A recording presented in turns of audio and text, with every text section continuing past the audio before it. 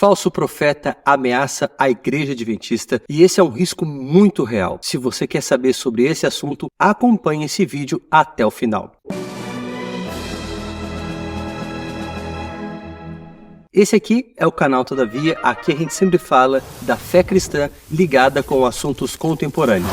É muito importante que, se você não conhece esse canal, você assista os nossos vídeos mais recentes e dê também uma olhada nas nossas playlists, porque você vai encontrar conteúdos muito interessantes. Por isso, eu peço que você já deixe o seu like, é importante para que o YouTube recomende o nosso trabalho e ele se fortaleça. E também, se você gostar desse vídeo, considere se inscrever para acompanhar outras coisas que a gente tem produzido por aqui. Nesse vídeo, então, eu vou falar sobre as estratégias de Satanás para enganar o povo remanescente de Deus. E para entender um pouquinho melhor desse assunto, eu vou recorrer a uma passagem bíblica. E essa história, ela trata de um profeta, uma jumenta e um rei. Sim, se você disse Balaão, você conhece algo da história bíblica. É o primeiro pensamento de muitas pessoas. De fato, a história de Balaão é muito incrível. Eu mesmo tenho um livro publicado sobre esse assunto e alguns vídeos aqui no canal que giram em torno dessa temática. Mas preciso dizer para você que não. Esse vídeo aqui não vai ser sobre Balaão, mas a história que vai ser retratada está registrada em 1 Reis, capítulo 13. Para a gente entender um pouco melhor essa história, temos que ter noções claras da história do povo de Israel. Você sabe que na época de Saul, o reino de Israel nasceu. Haviam tribos antes que agora foram reunidas debaixo de uma monarquia. Mas Saul, como rei, não deu certo. E em seu lugar assumiu Davi. Davi constituiu uma dinastia. Depois dele veio Salomão, seu filho, e governou. Mas infelizmente Salomão acabou se afastando de Deus, adorando outros deuses, sendo bastante influenciado pelas suas mulheres pagãs. A partir daí, existe uma separação do reino de Israel. Essa separação é entre o sul e o norte. No reino do norte, nós temos as 10 tribos que formam o novo reino de Israel. E no sul, nós temos Judá, onde a capital permanece sendo Jerusalém, enquanto a capital do norte se torna Samaria. Quem passa a reinar então? No reino do sul, o reino de Judá, continuam os descendentes de Davi, e Roboão, filho de Salomão, é que continua a reinar depois de seu pai. Veja que foi justamente por um conselho desastroso que os jovens companheiros deram a Roboão que foi retificada a ideia da divisão do reino. Enquanto isso, no reino agora do norte, Jeroboão se torna o rei. Dá até para confundir, né? Roboão e Jeroboão. Mas a nossa história, ela foca justamente no reino do norte, em Israel, onde Jeroboão era rei. Jeroboão ficou muito preocupado, porque ele logo se deu conta que as pessoas continuavam indo para Jerusalém a fim de adorar a Deus. Temendo que os seus súditos acabassem debandando e fazendo parte do reino do sul, Jeroboão teve uma ideia muito inteligente do ponto de vista do marketing, mas desastrosa do ponto de vista espiritual. Ele resolve construir altares, um em Betel, outro em Samaria, cultos pagãos nos quais era adorado o bezerro de ouro. E agora, para sacerdotes desses cultos, ele convida quaisquer pessoas. Não precisava ser um levita e muito menos ser consagrado a Deus. Qualquer um acabava servindo como um sacerdote. E essa história me chama muita atenção porque o Deus verdadeiro, ele jamais permitiria que essa contrafação, que essa apostasia se seguisse de braços cruzados. Deus tinha que fazer alguma coisa, e Deus faz. Deus envia para advertir Jeroboão e o seu reino um profeta. Esse profeta não é descrito na Bíblia com muitos detalhes, nós não temos sequer o nome dele. Por toda a narrativa, ele é chamado de o Homem de Deus. E esse Homem de Deus tinha uma missão e uma recomendação. A missão dele era ir até o reino do norte e advertir Jeroboão. Ele deveria anunciar ao rei que depois de algumas gerações viria Josias, que destruiria aquele altar e queimaria os sacerdotes pagãos ali sobre as cinzas do altar. Como sinal de que isso aconteceria,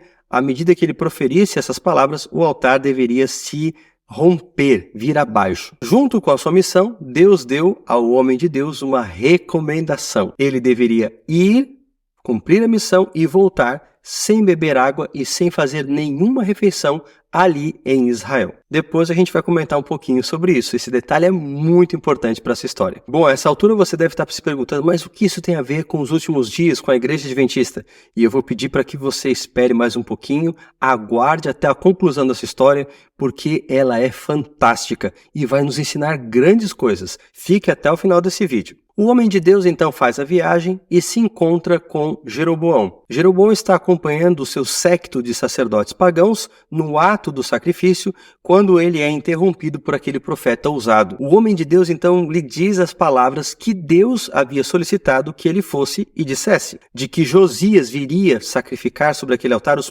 próprios sacerdotes pagãos, que como sinal disso o altar iria se fender. Claro que Jeroboão não gosta nada disso, ele estende a sua mão dando ordem para que o profeta fosse preso, mas enquanto ele atenta contra o homem de Deus, a sua mão fica paralisada. É isso mesmo, ele não consegue mais se mexer e percebe que a coisa é séria. Portanto, ele acaba retrocedendo e dizendo ao homem de Deus que solicite a Deus que tenha misericórdia dele e que sua mão se volte ao normal, e o homem de Deus realiza isso. Enquanto essas coisas acontecem, o altar realmente se fende. Todos ficam muito impressionados com a cena. Para tentar convencer, subornar o homem de Deus, Jeroboão se aproxima dele e lhe oferece de forma muito respeitosa para que ele participe de uma refeição com o rei. Mas o homem de Deus, nesse momento, após ter cumprido a sua missão, repete as suas instruções. Ele não deveria comer ali, não deveria beber água, deveria seguir a sua viagem e voltar. Depois desses episódios, a notícia se espalha pela cidade e a Bíblia descreve agora uma segunda pessoa muito importante para essa história. Ele também era um profeta e a Bíblia o chama de o profeta velho. Através de seus filhos, ele fica sabendo daquilo que o homem de Deus realizara mais cedo. Muito impressionado, ele pede para preparar o seu jumento e sai ao encontro do homem de Deus. Quando eles se encontram, acontece então o segundo momento de prova para o homem de Deus. Novamente, agora ele é convidado para uma refeição. Da primeira vez foi pelo rei e agora é pelo profeta velho. Mas o homem de Deus, fiel à sua prescrição, avisa que ele não poderia se deter. Aí a história tem uma mudança muito interessante, porque é nesse ponto que o profeta velho se aproxima do homem de Deus e diz a ele que ele também era profeta e que estava ali sob a ordem de um anjo que lhe havia aparecido. E o anjo estava instruindo o homem de Deus a voltar agora com esse profeta velho. A Bíblia frisa que isso era apenas uma narrativa mentirosa. O profeta velho estava iludindo o homem de Deus. O homem de Deus, portanto, agora tem duas opções: ou seguir a sua prescrição, a sua orientação, ou mudar o seu rumo e acompanhar o profeta velho. E é justamente essa segunda coisa que, para sua desgraça, ele acaba decidindo fazer. Durante a refeição na casa do profeta velho, algo extraordinário acontece. Dessa vez, Deus fala com o homem de Deus, mas usando o profeta velho. De fato, Deus fala por intermédio daquele homem que antes havia mentido. E a comunicação divina agora é uma advertência. Deus pergunta para o homem de Deus: o que você está fazendo aqui? Eu não havia dito para você voltar? O homem de Deus fica apavorado porque a revelação inclui não apenas essa advertência, mas uma sentença cruel de que ele não seria enterrado no sepulcro de seus pais. Apavorado, pega sua jumenta e segue o caminho em direção à sua terra. Acontece que, no trajeto, ele é detido por um leão. E é curioso porque esse leão só aparece na história para matar o homem de Deus.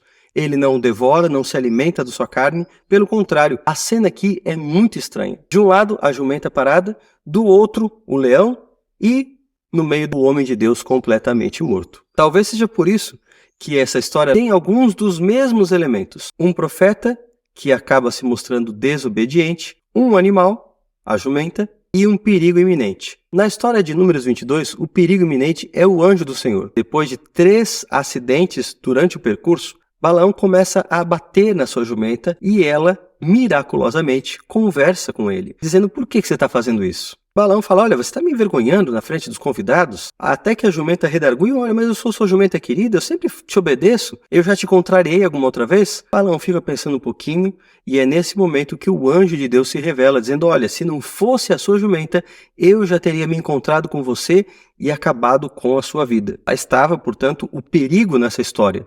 o anjo do Senhor com a espada desembainhada. Em 1 Reis 13, nós não temos a presença do anjo do Senhor, mas temos um elemento mais cotidiano que é apresentado como perigo iminente, o leão. E apesar de ser um animal comum naquela região, esse leão aqui tem algo de sobrenatural na sua forma de agir, porque, como eu mencionei, ele não devora o homem de Deus, ele apenas serve ali para matar, o que é uma punição nessa história. Enquanto Balaão é um profeta rebelde movido pela ganância, o homem de Deus acaba se enganando, se desviando do caminho, justamente por ter sido ludibriado. Você pode pensar assim, mas por que Deus foi tão severo na sua punição? Muito simples, porque durante toda a Bíblia, a ideia de partilhar de uma refeição, de estar junto com uma pessoa, significa comunhão, harmonia, concordância. E essa mensagem justamente destoava daquilo que Deus queria comunicar. Não poderia haver harmonia, comunhão e convivência entre Deus e o seu povo que era rebelde. O profeta, como representante de Deus, deveria dar a mensagem e se afastar, dizendo claramente que Deus se desagradava com aquilo e estava se afastando do seu povo. No Novo Testamento, nós encontramos também Jesus dando uma severa advertência a seus apóstolos, falando que aquelas cidades onde eles fossem rejeitados, eles deveriam pegar as sandálias e tirar as poeiras delas. Nem o pó da cidade deveria acompanhá-los. O apóstolo João também diz aos cristãos da sua época que eles não deveriam abrigar em suas casas e partilhar refeições com aqueles que eram reconhecidamente falsos mestres. Ok, essa é a história. Ela faz sentido nessa época, mas o que ela tem para nos ensinar hoje? Deus, por todas as épocas, teve o seu povo e os seus agentes. Satanás sempre trabalhou para que a mensagem de Deus fosse distorcida, desacreditada e silenciada. Ele já usou vários métodos, seja a perseguição direta, a zombaria e tantas outras objeções. Mas quem sabe um método que Satanás tem usado com mais frequência e até mesmo desenvolvido ao longo dos séculos é a contrafação. Parece que desde o Éden, Satanás lucra mais quando ele acaba misturando a verdade com o engano. Nessa história de 1 Reis 13, nós vemos que o fracasso do homem de Deus é justamente o momento em que ele resolve dar ouvidos a um falso profeta. E na história final do povo de Deus, a Bíblia também declara que haverão poderes satânicos atuando para confundir as pessoas. A besta de Apocalipse 13, um agente satânico, um poder que se levantaria para perseguir os santos e ensinar doutrinas erradas. Ela é também caracterizada como a Grande Babilônia de Apocalipse 18. Esses agentes satânicos usariam as forças, até mesmo do poder civil, para perseguir, desmoralizar e até mesmo tentar silenciar a influência da palavra de Deus. Acontece que esse não é o único agente que Satanás vai usar nos últimos dias. Você encontra ali também a figura do falso profeta. O falso profeta, no livro de Apocalipse, é o protestantismo apostatado. São as filhas de Babilônia. Aquelas igrejas que conservam doutrinas de Roma e acabam contrafazendo a verdade para esse tempo. Desde o começo, os pioneiros entenderam que a Igreja Adventista era um movimento profético, diferente em sua mensagem, em sua forma, em sua abordagem de outros movimentos religiosos. Eles deveriam agir de forma distinta, especialmente em questões de doutrina e de metodologia, deveriam seguir os planos de Deus e não a tradição dos homens. Nos últimos dias, Satanás tem atuado por meio da literatura, da música, dos costumes, das metodologias, das práticas ministeriais do mundo evangélico, influenciando os adventistas. E à medida que nós incorporarmos essas coisas, à medida que nós adotarmos costumes semelhantes, músicas idênticas, pregações e práticas ministeriais emprestadas do mundo evangélico, vamos estar perdendo o nosso propósito. Esse é o grande perigo para o adventismo. Se esquecer de que seu projeto é único e se deixar levar pela influência do falso profeta desses últimos dias. Assim, essa história serve de advertência para nós,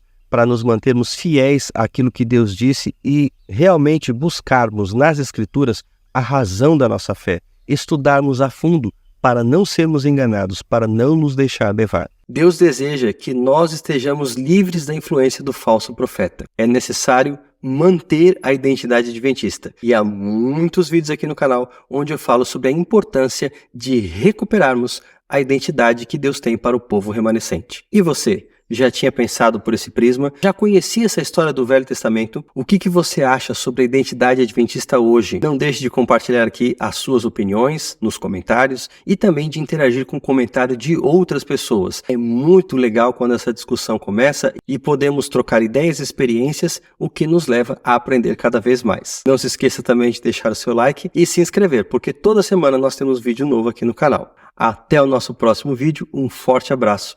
Deus abençoe você.